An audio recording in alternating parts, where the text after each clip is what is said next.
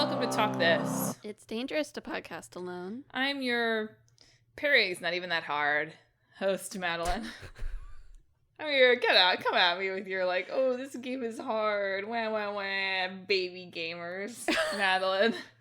I'm your dodging isn't even that hard host, Emma. How about that? And thanks for tuning into this week's show.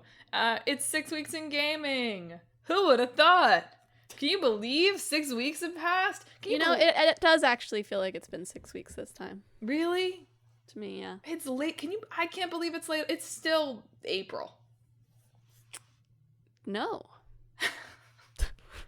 I can't believe it's like started feeling like autumn here a little bit. And I was like, oh, it's dark at 8:30. Ooh, I have to bring a jacket for the morning. Yeah, dark at 8:30, the classic autumn time. Okay, I know that, but I just noticed. I was like, oh, it's fully dark and it's 8:30, and like, yes, it's been very nice here in headquarters here. The southern HQ. Yeah. Which, it's been nice for me, so I'm like, oh, I'm gonna sit outside, and it's not outside. Video games. That's true. So it could be if you had a 3DS. That's true. I've played my Switch outdoors. I've played games on my phone very occasionally outdoors. There you go. So Emma, I think, has way more games than me. So we're going to let her start because I don't have that many. Well, I'll start with the regular updates. Mm-hmm. We've got Reverie. Reverie report, obviously. Cold Steel. Yeah, Cold basically Steel. that. How is Reen? We hate Reen. I'm about halfway through All Three Roots Act 4. And then I got stuck in the grinding dimension for a while and also played probably an hour of Pom Pom Party, which, if you've forgotten, is the in-game match 3 versus mode. You're in such... Like, if you went to a casino and there was a match 3 game, do you think... No. Do you think it would go badly for you? Yeah. No, I don't think I would play it at a casino. But if you... I never win these things on the first try. If you're, at a casino... I know, a place that you find yourself. Yeah, regularly. No, it's something about Pom Pom Party. I just, start seeing through to the beyond while I'm playing it. I just become truly locked in. Amazing. Sometimes if the match is really, heating up, it goes on for, 5 minutes straight. And you're seeing the beyond for 5 straight minutes? You're seeing the beyond for 5 straight minutes, because it gets faster the longer it goes, too. I have a lot of worries. The Reverie report and the Cold Steel updates in general over the past however many years make me feel worried about you on, certain levels. Yeah. This is a different level. Yeah. You're like, I'm seeing the 5th dimension. I'm seeing the 3rd dimension. Anyway, I was stuck in the grinding dimension, the Mementos equivalent. Sure. For a while. So the specifics of what everyone was doing in their stories, I don't know. They're all sort of converging on Crossbell for various reasons. Sure. It's good when people come together. That's usually a good story thing. Yeah, because we're coming up on the ending here. We've got chapter 4 for everybody, and then the final chapter, and then whatever post-game content they want to throw at me for whatever reason. Sure. But everybody's going towards Crossbell, where, bad stuff's happening. Bad stuff always happening in Crossbell is sort of the main thrust of this series as a whole. Yikes. Crossbell, bad. They're very patriotic there because bad stuff keeps happening to them all the time. It's a lesson there. I guess so. You're right.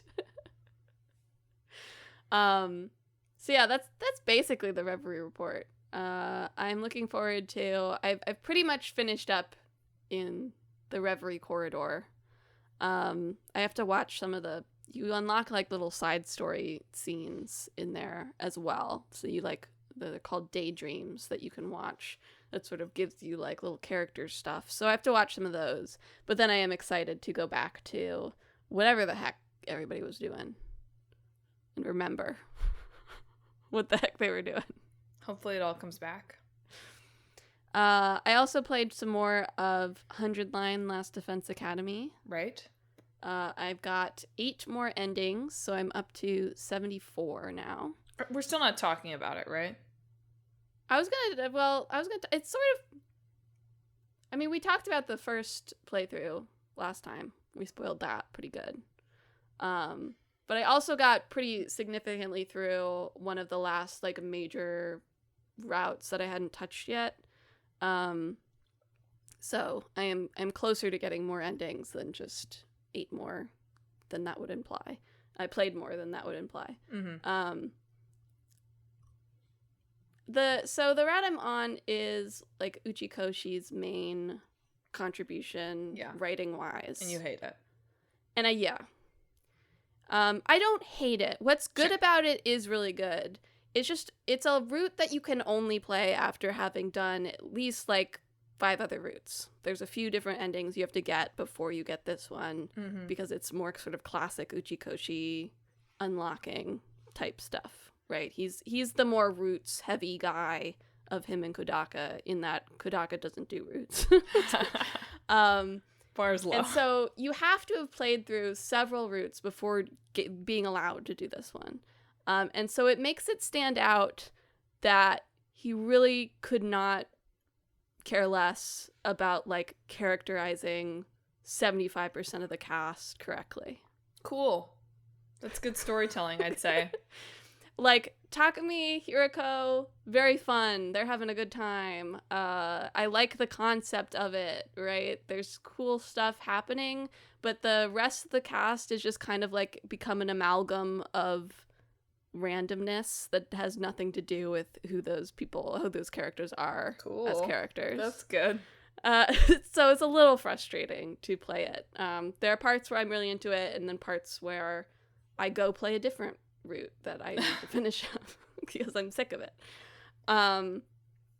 It's been thinking about it a little bit. It's sort of like you're reading fan fiction of the game within the game itself, the way this route system works. Because, Kodaka made the characters, and he wrote the first route first, right? Yep. And then they passed it off to 11 different writers, including himself and Uchikoshi. There was some, oversight of it to make sure certain things were consistent across the routes.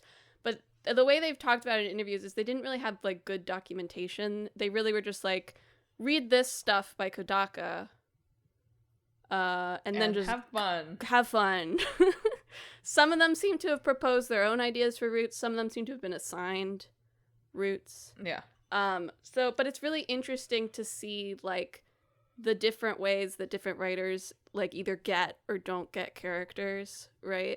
And which ones are, like, the staff favorites versus the ones they're, like, afraid to use. Which I think is really funny. Like, Tsubasa, who's, like, the normal girl sort of archetype, but also really likes machines. Definitely the staff favorite. Like, she has, like, 4 focus routes, which, like, I don't begrudge them. She's very good, right? I get it, staff. But it's very funny to see then, like, characters where it's like, oh, only Kodaka wanted to write for these guys. Everybody else was afraid to. Or, like, there's certain characters that I feel like Yugamu, who's more like a child assassin, experimented on kind of guy, very obsessed with murder in the sort of relationship sense. Harder to grasp, and you can tell when someone's writing him and, like, gets him, and that's really good, versus when someone's writing him and it's the slasher route. Yeah. And it's like, he wouldn't do that. So it's just interesting to see of, like, it is like fan fiction of, like, you're reading the work. You don't really have, like, character documents from the author themselves, right? So it's just your interpretation of the character. And then the reader is reading that and either is like, wow, they really get it. Or like, oh, they don't quite get it, It's fun. It's a fun experience. Yeah. They've talked about adding more. I think it would be fun to bring on more guest writers to do other routes. It's just a cool little concept. Who would you want them to get? I don't know. Stephen King. Kojima. Yeah, Kojima. Stephen King. No. I think it would be sick for them to get like a writer. Sure, yeah. One of the George R.R. Martin. George R.R. Martin. Putting off his own writing again. I want them to get one of the, fantasy romance girlies. Yeah, that would be good. Right. Anyway, what did I say? 26 more endings to go. Onward and upward. Onward and upward. Excelsior. I have there's this route that I'm on. There's a couple of small branches that I need to finish off. There's the other half of the comedy route. And then there's, I think, one more big one that I haven't touched yet that I need to go through. So I'm very excited. I'm enjoying playing it still. I also tried the new Extreme Despair difficulty mode, which does things like any attack when you don't have armor deals 100 damage. Your super attacks take action points in addition to voltage. Various other wild multipliers. It's very fun.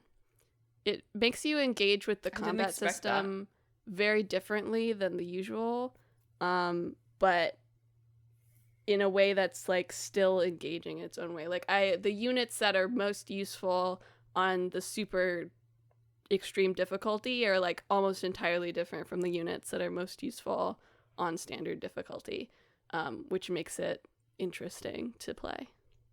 So, yeah, those are my 2 updates, I guess.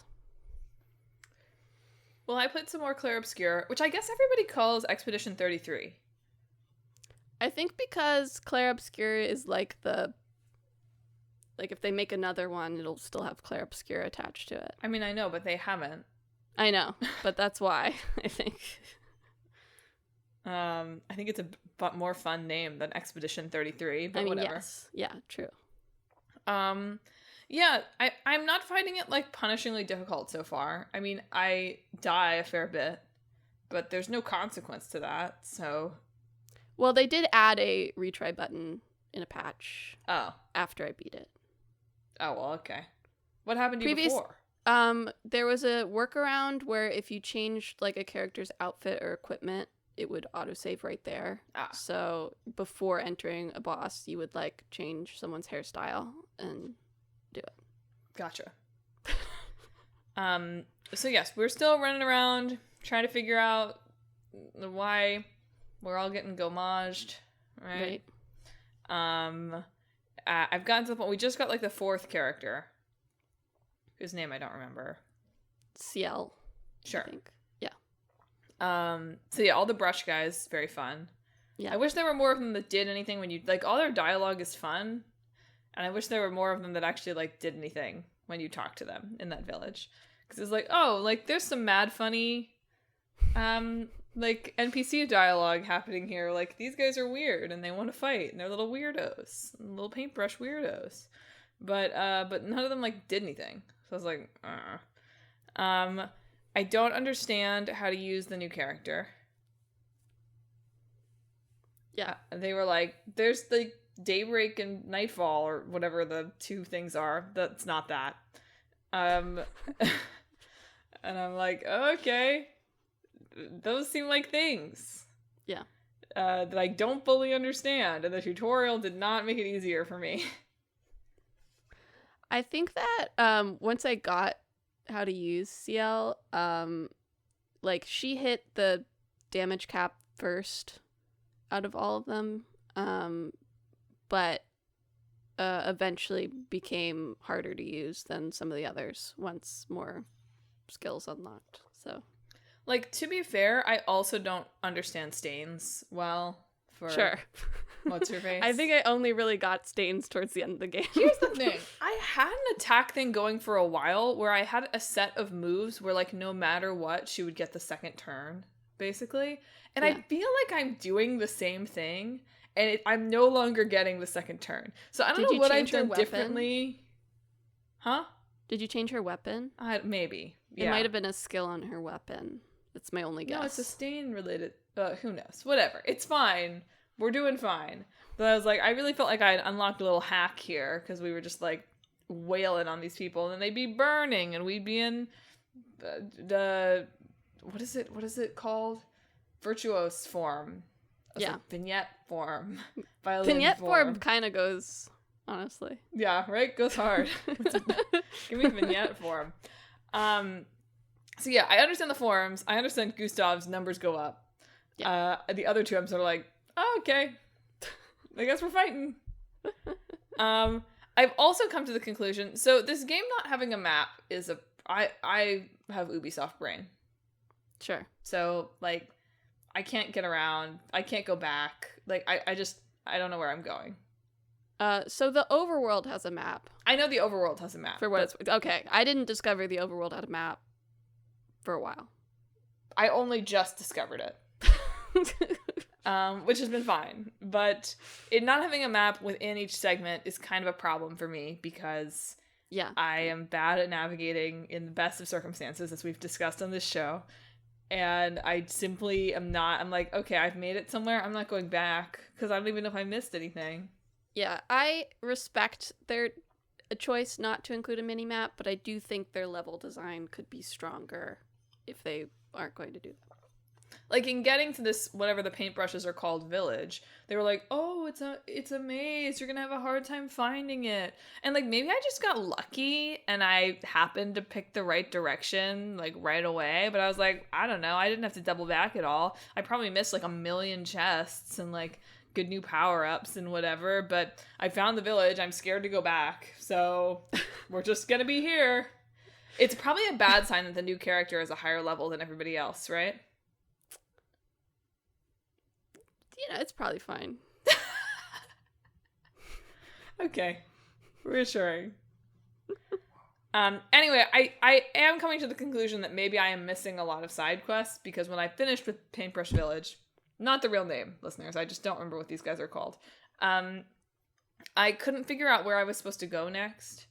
They were like, oh, we've unlocked the door near the village. You should go through the door and go there. And of course there's a door to like the manor that's there that I happened to find. So I went in the manor. I was like running around all over the place. I was like, where the heck am I supposed to go? That was not where I was supposed to go. Spoiler. So I did kind of Google that. I was like, am I missing something? Where do I go? There's no map. I'm trapped here forever. And when I Googled it, it was like, like, make sure you've done this side quest and this side quest and this side quest. And I was like, huh? Side quests? So, you know. I did the one in, like, the first area where you bring him back a power light or whatever it is that he needs. And he was like, oh, thank you. And then we fought him and had fun. But, like, side quests are not going to be something that I'm pursuing. And I hope that's fine. I think it's fine, for what it's worth. Has Charlie Cox started playing yet? I have no idea. I hope he doesn't. Yeah. I don't know if this would be...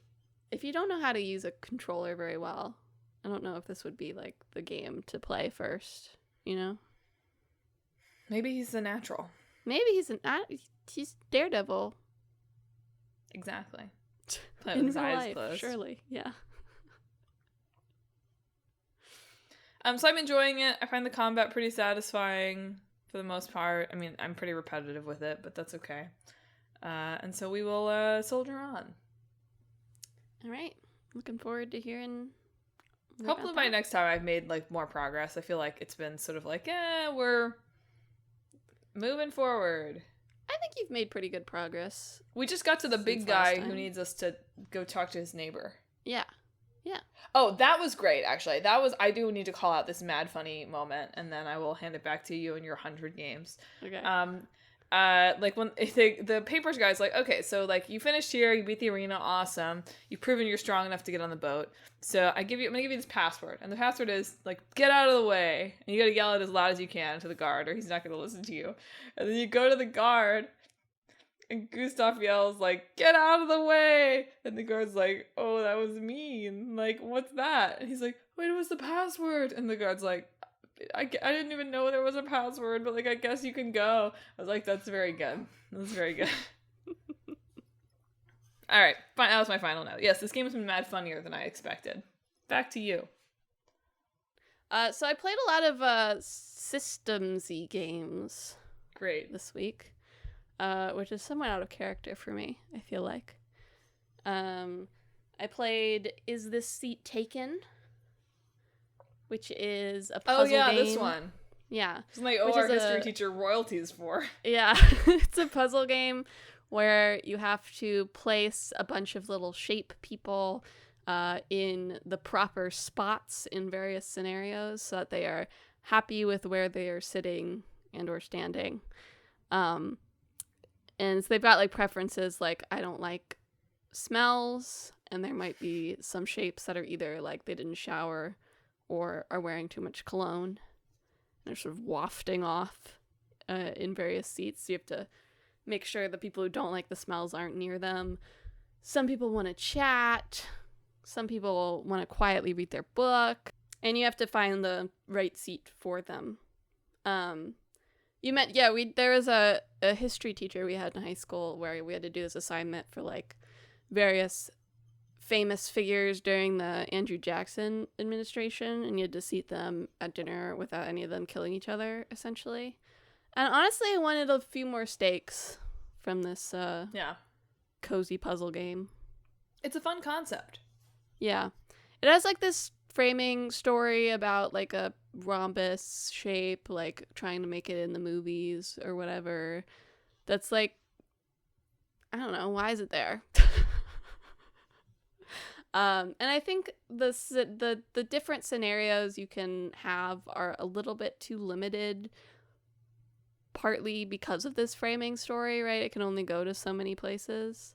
There's a bonus level in each. It's like each set of levels is like a city that they're visiting. And every city, if you get 3 stars on every level, gets a bonus level that's always a little bit like quirkier, I guess. Because it's not involved in that framing story, so it's like a new scenario of some sort.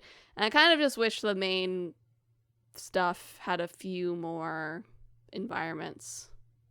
And maybe there was some murder. I don't know. You know? Some murder would be good. Generally helpful. Storytelling. I also played Rift, which is a demo I'd played. I played a demo for this during one of the Steam Next Fests. It's like a tower defense game, in that like you have one main tower, and then you have like a certain amount of juice that you can spend on other towers. You unlock more different types of towers as you go, and you place them around the tower to like defeat different types of enemies that are running towards to destroy your main tower, essentially. It was fun. I liked it. You can build more towers like during waves as you get more juice too, so you can sort of respond to the situation. Is it actually called juice? Yeah, it's called juice. That's great. It's like you're like sucking up juice from the earth. No, that's what your main tower is doing. So you get more juice as the wave goes. And yeah, it's fun. I did find near the end of the game, like, I was just using the same towers. Yeah. Like, I needed the sniper every time, I needed the slower every time, I needed the mortar every time, and then, like, the other two were maybe sometimes different, depending on the scenario. But there were certain towers that I was like, I just didn't use them at all. Like, I never felt like I needed to use them outside of like a couple that felt like they were designed for them, right? So it did get a little bit repetitive of like, okay, I figured it out now. I figured out your games. It's just the slower and the sniper and the mortar for me. But it was still fun. Your little guy makes funny little noises. So as a little guy should. As a little guy should. And then finally I played Islanders New Shores, which I've heard of Islanders. A follow-up to Islanders, which I had played a while ago. I think I got it as one of the charity packs on itch that I bought over the years. And So what happens in this one is there are lots of different buildings that you get. You pick a building pack every time you like level up, so you get more buildings you can place. Buildings give you a certain amount of points.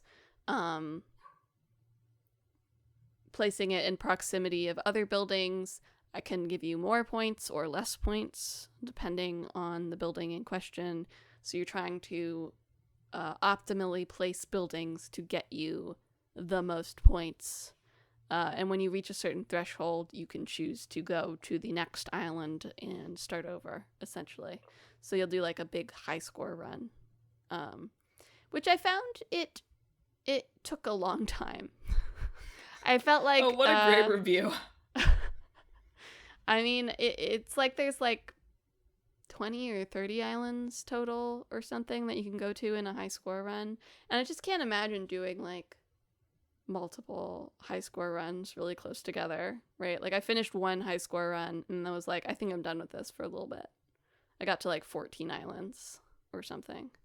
And it just takes a while to do. And something... Well, it's fun. It's just like maybe calling it a run was a bad idea because it's framed it as my head as like, you know, you do it, you start over, right? And it's like, why would I want to spend another 10 hours doing a run?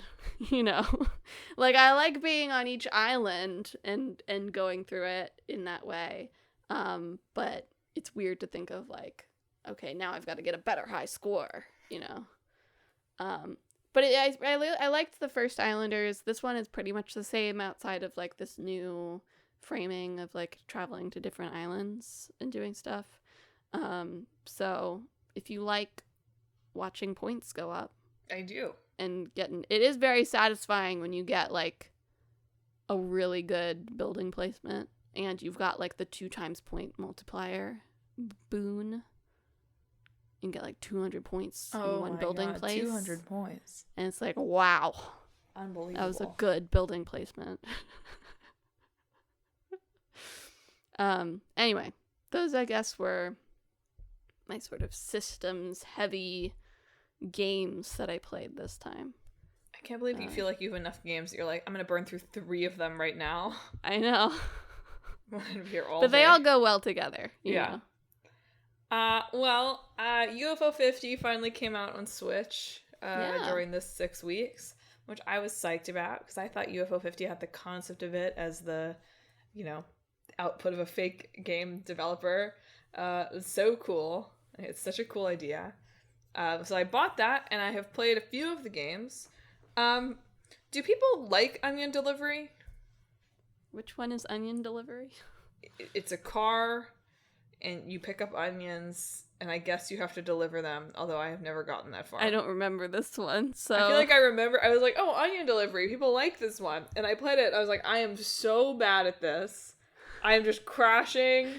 It's really bad. So I played that. I played some Rail Rescue. Rail Rescue's pretty good. Like, good, looks like a, you know, it's a puzzle game. Secret puzzle game, which was cool. I played the first game. That one kind of sucks, but that's kind of the point, right? Mm-hmm. I haven't played the party one. The party one I know is like the game, so I'm kind of saving it. Mm-hmm. But I'm excited to dig in more. Yeah, it's like, what did I like? The submarine one with a silly name that I can't remember. That one I liked. When I died, I was pleasantly surprised to discover that I just emerged back, and it was like, you can just go again. I didn't lose anything. I was like, oh, it's possible to make progress. Cool. So, you know, cool. Yeah. So I'm excited to play more. It'll be a fun one to kind of like dip in and out of, I think. And yeah. So, you know, I don't have like tons to say about it yet, except that like Onion Delivery is bad. Next time, I know that if there's a few co-op ones, so now that you have it on Switch, next time we're in the same area, we should try it. Did you know that you can loan... Here, I'll extend my segment here a little bit because I don't have that much to say about UFO 50 yet. I played like 4 of the 50 games. Did you know that you can loan game cards on Switch now? Virtual does that apply to... Yeah, yes. How long has that been a thing? They had like a whole direct about it. It was very funny. Well, some of us don't watch all the directs. It's only in your family plan though. That's right, but you're in my family plan. Yeah, but I think also we need to be nearby each other. That can't be. That sucks. I don't know. There was like a few different like things you had to do. In They clicking had on something it at similar random, to this. there was no like, oh, you have to be geographically near each other. So maybe that's in the fine print. I don't know. They had like a 10-minute segment on it in one of their directs, which was a very Nintendo use of time. So I don't know. I would have to. I wasn't interested in it, I guess. So I'd have to look at how it works. Anyway, yeah, I was like, oh, that's cool. That's fun. Mm-hmm. I guess. I mean, you know, it's an interesting adjustment to our virtual world of digital games to be able to loan them. I mean, that's why we hate digital, right? So, of course, it's only allowed to be for 14 days at a time, and you can't, like, sell it, but something. Yeah, that's true. So anyway, yeah, we'll have to try the co-op ones. But I'm excited to do a little bit more of that. I've, like, started bringing my Switch with me again on the train. RIP, I have like $200 of fines at the library. They'll get wiped when I take them back. But I do love when they email me. They're like, hey, you owe us $212. And I'm like, onions. Yeah. So yeah, looking forward to more of that. Excited to you know, dig into what I think is a really cool project. Yeah.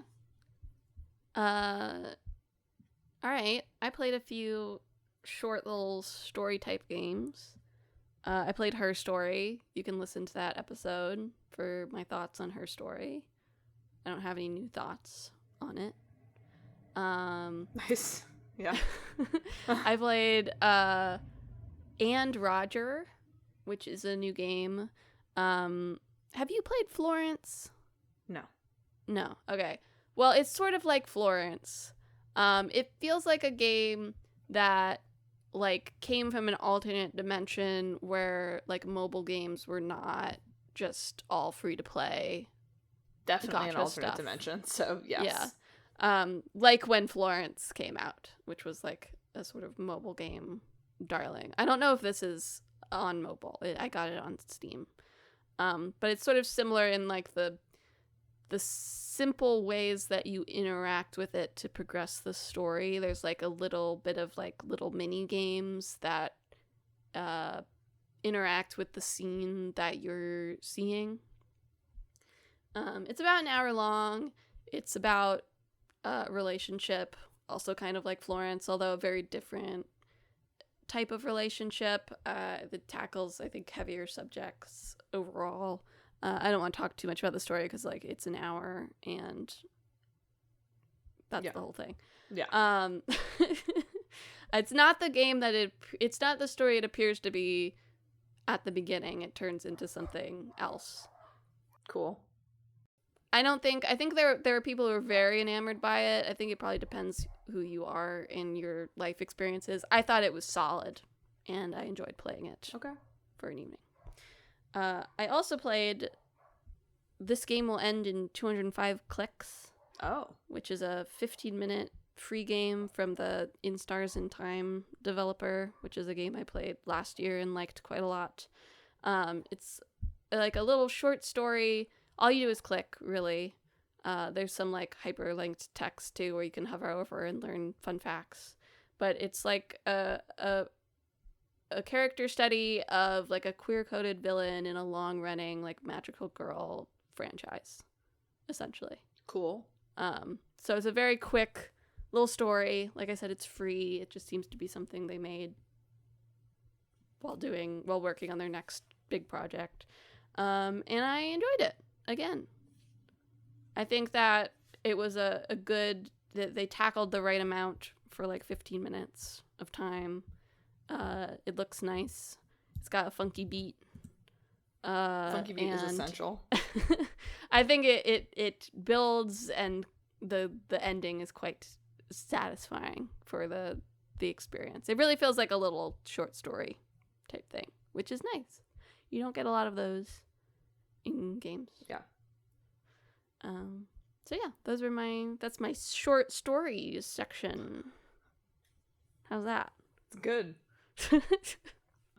I also went to so I'll save my last like video game. I went to a barcade during this 6 weeks. Is pinball a video game? It's a game. Do you think it's a video game though? This is an opinion question. It's an electronic game. Yeah, but is it a video game? Does it do videos play? Sometimes. Then yeah. Pinball hard. Pinball sucks. Anyway, was a takeaway there. I played some Mortal Kombat. God, imagine being good at Mortal Kombat. Right? True. It's just a skill set I don't have. I played some Galaga. Galaga's a little harder than I remember it being. Hitting the button harder than I remember it being. Mm-hmm. I played pole position, but I really messed up. I couldn't figure out how to accelerate for the first 30 seconds, so we did not finish the race. I had pretty rough start there. Mm-hmm. Arcade games are hard. Yeah, it's my hot take. They want your quarters. Yeah, my tokens. But yeah, it'd been a while since I'd been to a barcade, and I, overall had a pretty good time. This one I felt like my tokens went further than they sometimes do. This is when I was in Chicago. My New York barcade experience is I paid $5 for a game. So that was nice. But yeah, I mean, Galaga is still the king of arcade games, I have to say. No questions, no ifs, ands, or buts about it. And pinball bad. Pinball bad. Pinball kind of fun when you're playing it on your Nintendo DS or whatever, but in real life it's bad. Yeah. Fair. Yeah, so, pinball wizards, come at me. I don't know if even, do you think people who are really good at pinball find it fun or just kind of satisfying? What's the difference between those two things? I don't know that I can identify the difference of those two things. That might be a psychological issue of mine. Maybe it's a psychological issue of mine. I don't know. Yeah, I think we just identified something. It's do you think that people who are really good at pinball go to casually play pinball for fun also? Or is it training? Oh. Yeah, I don't know, right? It's can a speedrunner play a video game? Or a professional soccer player. I don't know. Well, professional soccer players can definitely play soccer for fun. That I feel confident in. Pinball, I'm not sure, because individual and you just want the number to go up. So maybe not. Maybe you can't play pinball casually if you're a pro. That's my hot take. There you go. Let us know if there's any pinball pros in the audience. What is your relationship with pinball? Please. How are you thinking about it?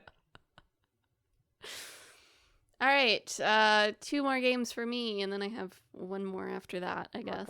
I've got one. I played Sword of the Sea, which is the new game from Giant Squid, made Abzu and The Pathless.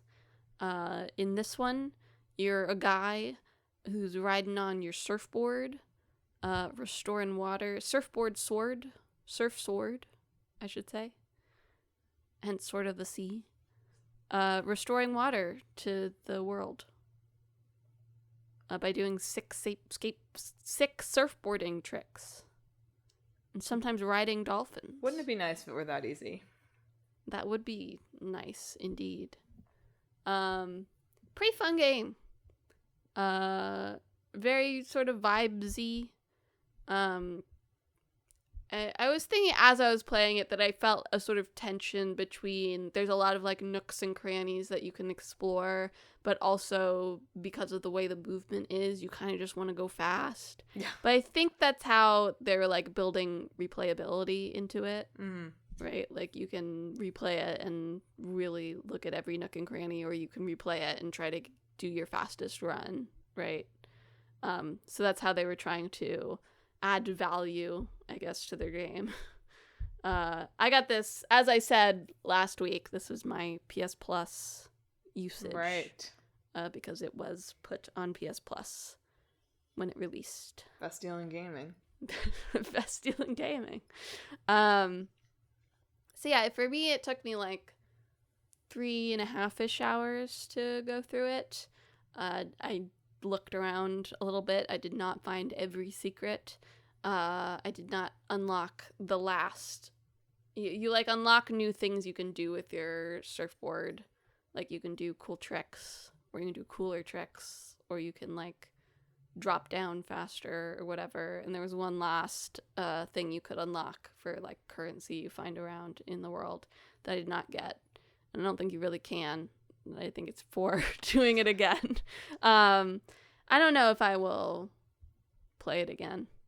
Okay. But it was, that's just partly on me having trouble replaying things. It's hard.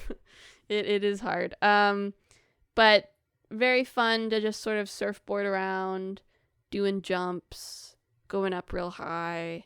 Once I had a few, like, you get, like, a few different, you can jump, double jump, and then you get, like, a water rail you can do.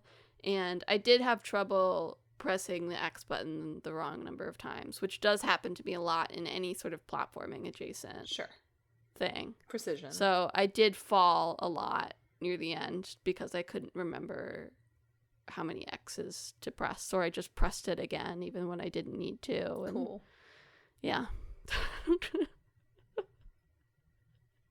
But very satisfying surfboard movement. Definitely worth it if you have PS Plus and can get it for free.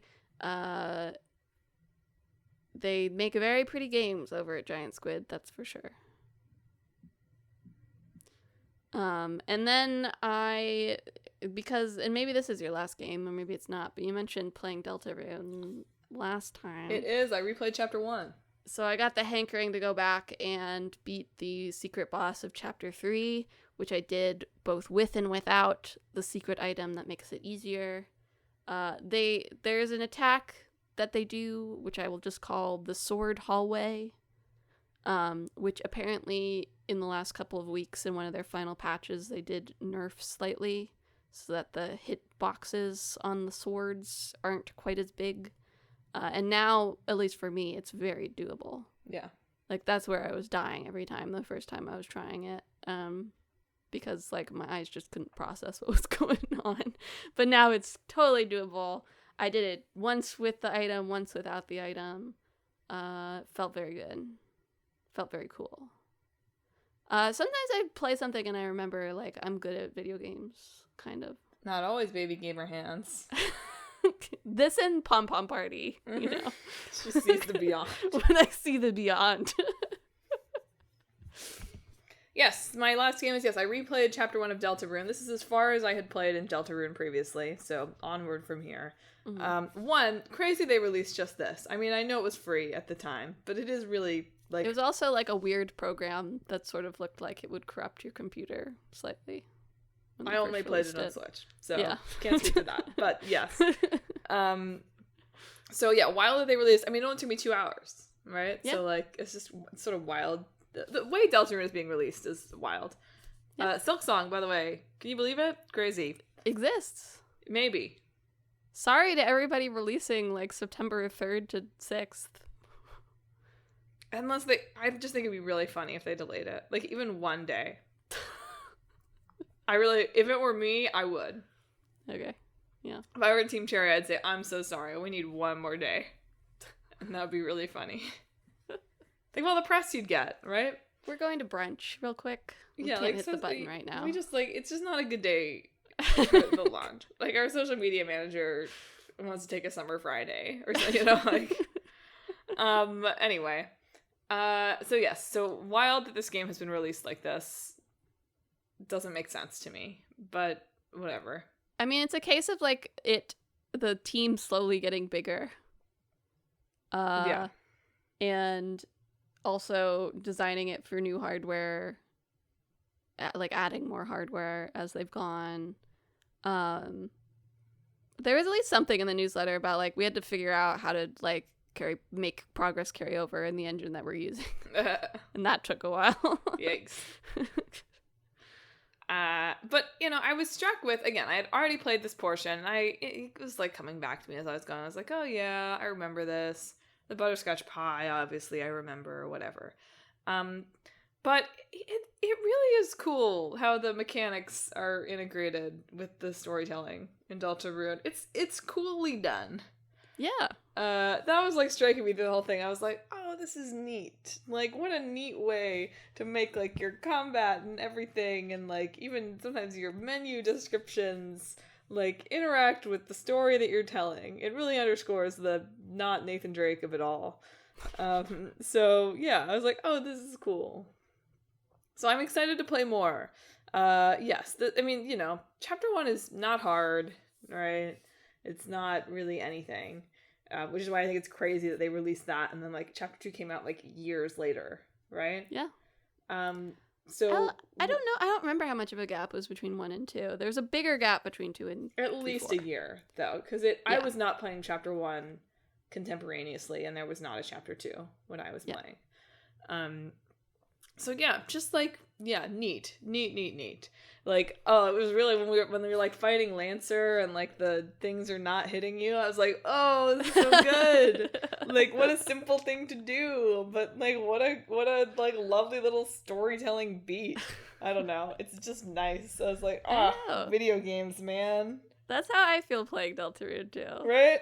It doesn't feel like completely revolutionary, but all like the simple things that they do is just like, man, yeah, games are good. It's like, oh, that's corny. Like, that's corny that the things are like curving away from you because it doesn't want to hit you. Like, what a like corny little thing, but also like, ooh, good.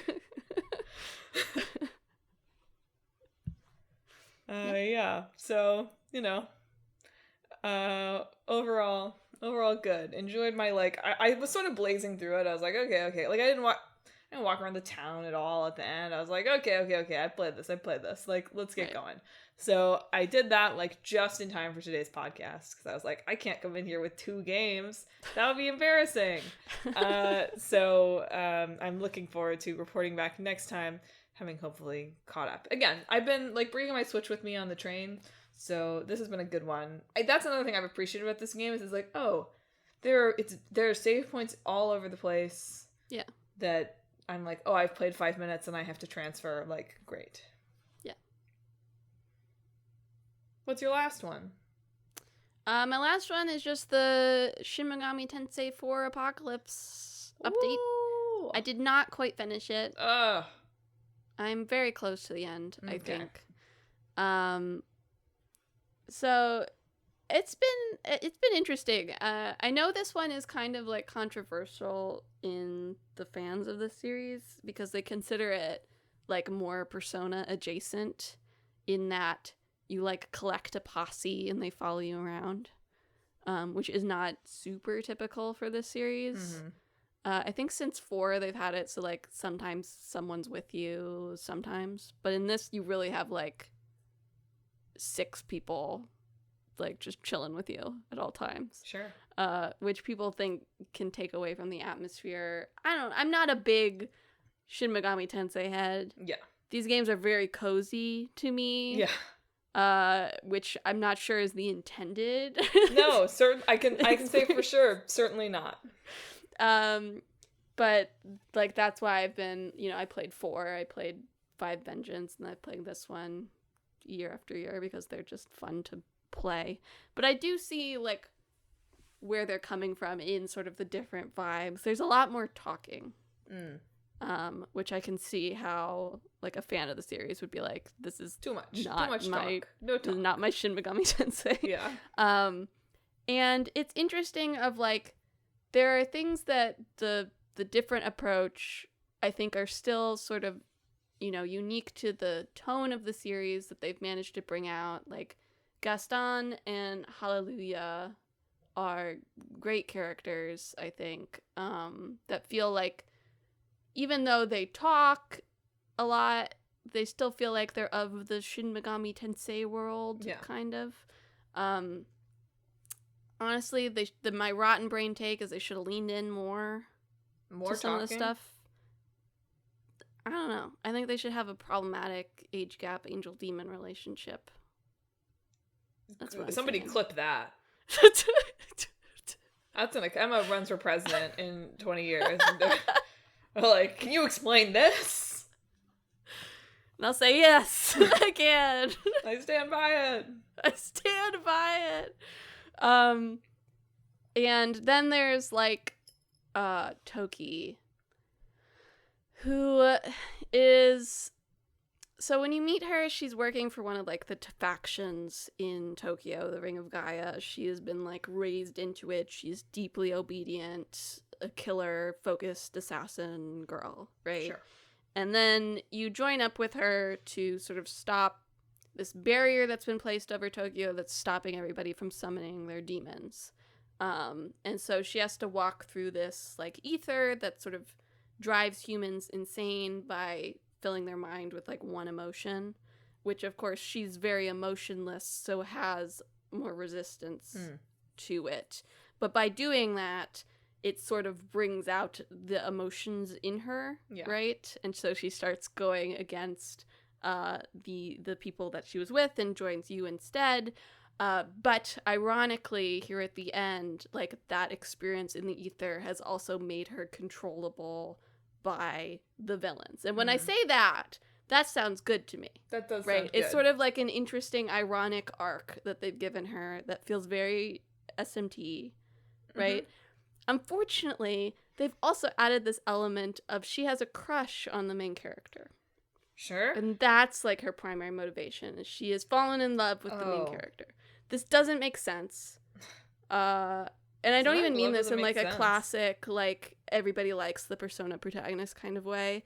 Like, you don't talk to her at all, really, during this ether thing. Gaston and Hallelujah do way more for her during this time.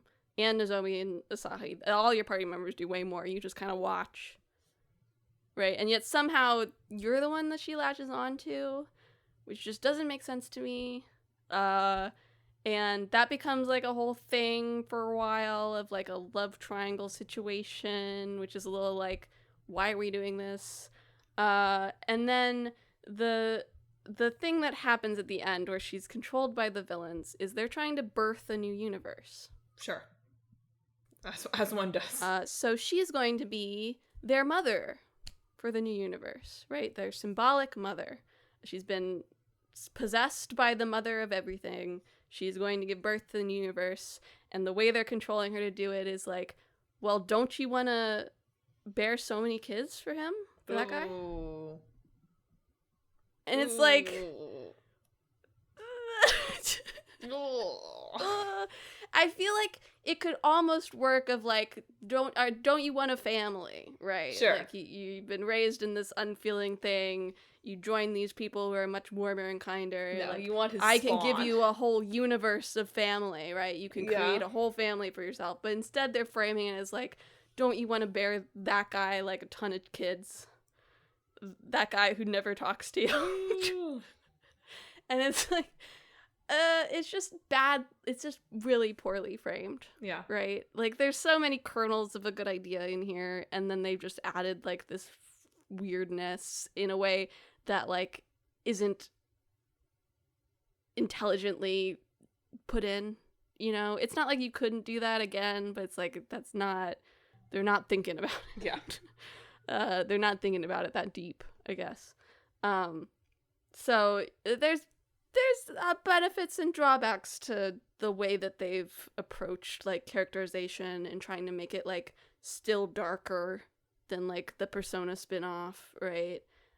In ways that work and ways that don't work. And I'm sure it's a coincidence that it's the male characters that come off better for it than the female characters. Probably. I'm sure. Total coincidence. Nothing to read into. No. That would be crazy.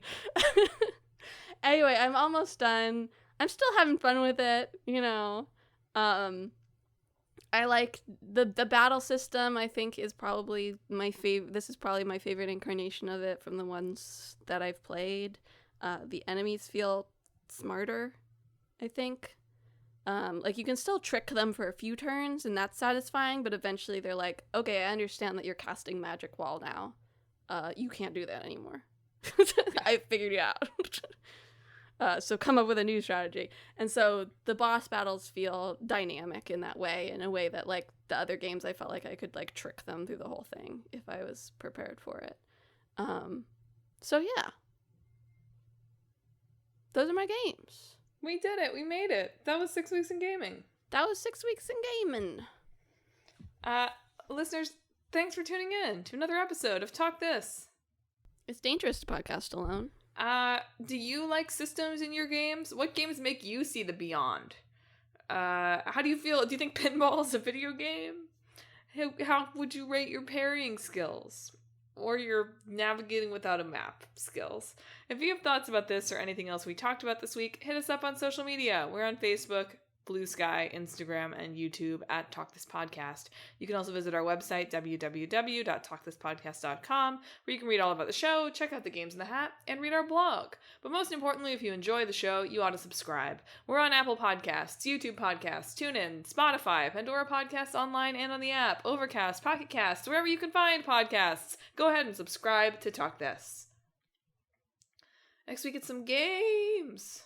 Well, next week, speaking of Atlas, we're talking about Raido Kuzunoha versus the Soulless Army for our old game. And for our new game, not speaking of Atlas, I guess we're talking about Despolate. So look forward to that. And then to my side quest in 2 weeks. Yeah. The cycle begins anew. Imagine if somebody else thinks of the cycle as starting somewhere else. Like, imagine thinking of this 6 weeks as not, you know. Like, what if you're like, not oh, the beginning, the end of the cycle. Yeah. Right? Like, Wild. that would be crazy. Anyway, listeners, that's it for this week's show. Thanks for tuning in. Emma, sign us off. This week, congratulations, Silksong fans! That's not this week. Or they shadow drop it. Still, congratulations!